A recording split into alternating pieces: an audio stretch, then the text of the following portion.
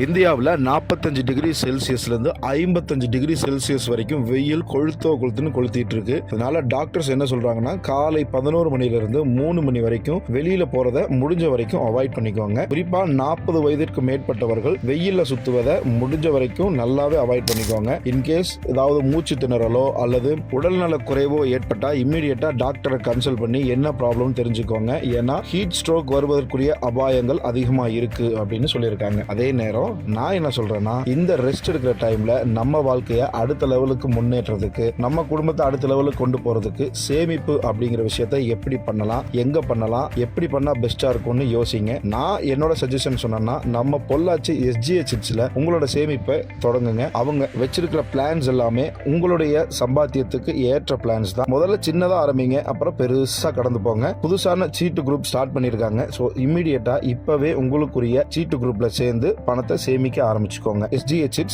Pollachi.